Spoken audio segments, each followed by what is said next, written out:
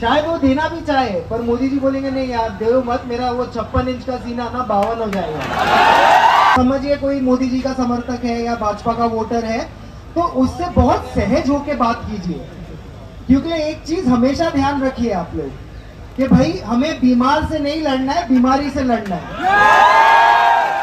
कि हाँ मोदी जी ने किया है, सोच समझ के ही किया होगा, तो फिर अपना समय और बर्बाद मत कीजिए, दूसरे आदमी के पास जाइए। आज हम धर्मेंद्र प्रधान पे बोलेंगे और इसके बाद हम एजुकेशन सिस्टम पे बोलेंगे, इसके बाद हम किसानों के लिए बोलेंगे, इसके बाद हम नहीं तो कल आपको इस्तीफा देना ही है।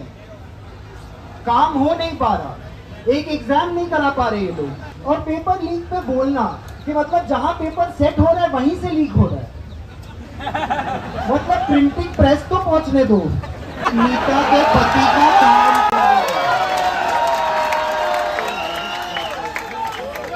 ये सरकार में कोई मोरालिटी नहीं है, कोई शर्म नहीं है। हमारे देश का एक और गांधी 17 दिन से बिना खाए यहाँ बैठा है, और गोडसेवादियों को कोई चिंता नहीं है इस बात की। और मैं बताना चाहता हूं कि ये आप स्टूडेंट हो, कोई किसान है, कोई बेरोजगार है, तो पहले तो चीफ जस्टिस ऑफ इंडिया का बहुत बड़ा थैंक यू कि उन्होंने ये पूरा प्रोटेस्ट खड़ा करने में पहली नींव रखी। आज कोई गिग वर्कर है जो नौकरी नहीं ढूंढ पा रहा, जिसको पता नहीं, जिसको अपनी वो रास्ते नापते नापते थक जाता है, उसको पता नहीं है दिन कब खत्म होगा, उसको समझ में नहीं आ रहा है कि संडे को क्यों पेट्रोल के ज्यादा पैसे मिल रहे हैं और मंडे को क्यों पेट्रोल के कम पैसे मिल रहे हैं, पेट्रोल तो उतना ही चल रहा है। ये सब सवालों का सरकार को एक एक करके जवाब देना पड़ेगा।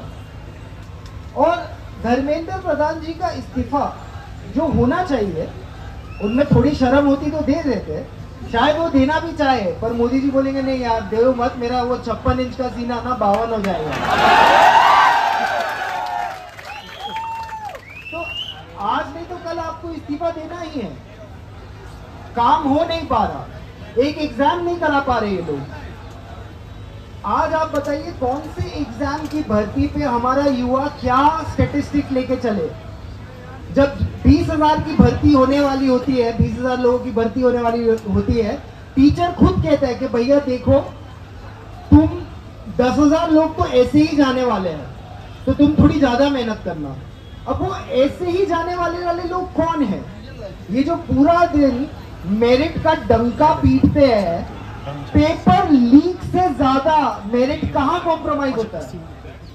इससे ज्यादा मेरिट का कोई कॉम्प्रोमाइज होता है?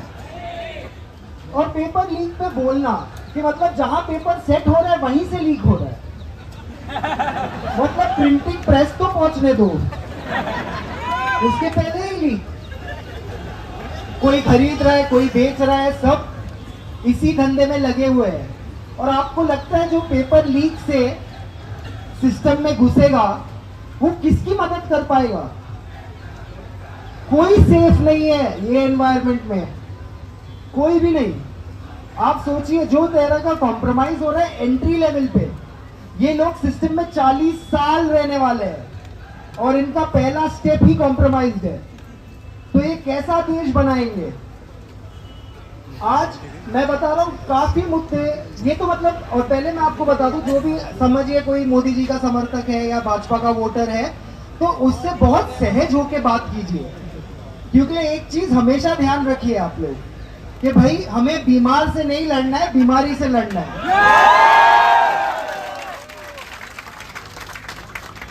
तो बस आप देखिए, उनसे बात कीजिए, उनको समझाइए।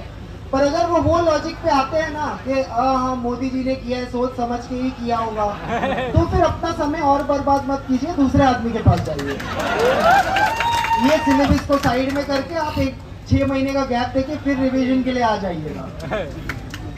पर मैं आज कहना चाहता हूँ कि ये देश सोनम वांगचुक जी के साथ खड़ा हो, ये देश अभिजीत दीप्ते के साथ खड़ा हो, ये देश वो स्टूडेंट्स के साथ खड़ा हो जिनके साथ खराब हुआ है, जिनके साथ पूरी तरह से अन्याय हुआ है। और आगे जाते हुए हम सब मुद्दों पे बोले, आज हम धर्मेंद्र प्रधान पे बोलेंगे और इसके बाद हम एजुकेशन सिस्टम पे बोलेंगे, इसके बाद हम किसानों के लिए बोलेंगे, इसके बाद हम बेरोजगारी पे बोलेंगे। हम हर मुद्दे पे बोल सके, उसके लिए स्पेस रहे। और स्पेस इसीलिए है क्योंकि मीडिया निकम्मा होके कोई चीज पे बोल नहीं पा रहा। आज मीडिया में बड़ी बड़ी नौकरी करने वाले एक सवाल नहीं पूछ पा रहे सरकार से, एक नहीं, हमसे पूछे जा रहे हैं आप यहाँ क्यों आए? अरे हम क्या डांडिया की प्रैक्टिस करने आए हैं? पेपर लीक नहीं होता तो नहीं आते, पेपर लीक हुआ इसलिए आए। अच्छा आप आए हैं, दूसरे क्यों नहीं आए हैं? अरे भैया आप पहले डिसाइड करो आप क्यों आए हो। मीडिया का तो काम आप कर नहीं रहे हो तो आए क्यों हो? और जो मेरे YouTube के साथी है, आप भाई आप मीडिया के, आपको जो सवाल पूछना आप पूछिए, पर आप ये निकम्मे मीडिया वालों की लाइन में क्यों सवाल पूछ रहे हो? आप स्वतंत्र हो, अपने सवाल पूछिए। आप इतनी दूर आए, आप वही सवाल पूछ रहे हैं जो मीडिया वाले पूछ रहे हैं। नहीं हमने सुना है ये हुआ है वो हुआ है। आप अपने सवाल, आप पहले तो अपने साथ बैठ जाइए और पूछिए अपने आप से आप क्यों कैमरा लेके यहाँ आए हैं। वो पहला सवाल आप अपने आप से पूछिए, फिर उसके बाद आप सामने सवाल रखिए। आपको खुद नहीं पता आप क्यों आए हो। जो मेन स्ट्रीम मीडिया वाले 2-2 करोड़ का पगार लेके एसी स्टूडियो में पूछ रहे हो, यहाँ आप धक्का खाते वही सवाल पूछ रहे हो और वो सवाल से किसी का फायदा नहीं होना क्योंकि वो सवाल का कोई जवाब ही नहीं है।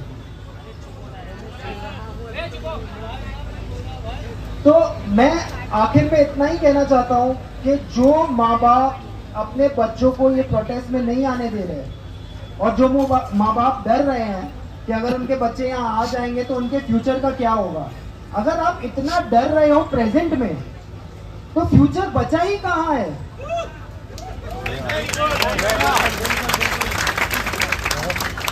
प्लीज जितना आप वक्त दे सकते हैं आप जुड़िए और काफी स्टूडेंट मूवमेंट्स जो ऑल ओवर इंडिया है उनको भारत का तिरंगा लहराते हुए इस आंदोलन में अपना समर्थन देना चाहिए। यही बात करके मैं आपसे अलविदा लूंगा। Thank you. एक मिनट हो गया। पिछले 10 साल से मैं कॉलेज में हूँ या मेरा जस्ट हाई स्कूल खत्म हुआ होगा तब कुणाल भाई ने अपना पहला वीडियो डाला था और जब से उन्होंने अपना पहला वीडियो डाला है उनके खिलाफ एक नैरेटिव बनाया गया है कि ये एंटी नेशनल है। लेकिन आज मैं चाहता हूँ आप लोग बोलो कि Kunal Kamra is a hero. इन्होंने हमें बोलना सिखाया है, इन्होंने हमें बोलना सिखाया, सवाल करना सिखाया है। यहाँ पर जितने भी बच्चे मेरी उम्र के, हम सबने इनकी वीडियो देखी थी। वो कौन सी वीडियो थी? बीजेपी के ऊपर। मैं सीधा नहीं मैं सीधा अंबानी जी को वोट क्यों नहीं दे सकता? मोदी जी बीच में क्यों आ रहे हैं? वो सारी वीडियो देखकर हम लोग बड़े हुए थे। इन्होंने हमें बोलना सिखाया है। ये एंटी नेशनल नहीं है, हमारे हीरो है। तो कुणाल कामरा हमारे क्या है? हीरो। कुणाल कामरा